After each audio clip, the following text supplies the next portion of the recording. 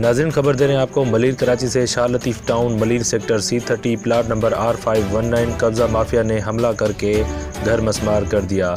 Ladies और बच्चों पर तशद्दुद, कुरान शरीफ की बेहरमती। घर मालकान का कहना है कि 15 पर कॉल करने के बावजूद पुलिस अपनी रिवायत बरकरार रखते हुए 3 घंटे लेट पहुंची। State agency mafia दिलजान Marwat, Danish Pathan, Abdullah Pathan ने 200 लोगों के साथ मिलकर हमारे घर पर हमला किया। 24 घंटे गुजरने के बावजूद FIR दाखिल न हो सकी।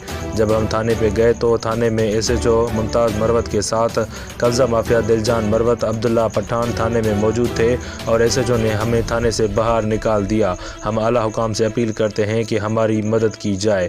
सहरिस मुमताज़, 19 न्यूज़, मलिर, कराची।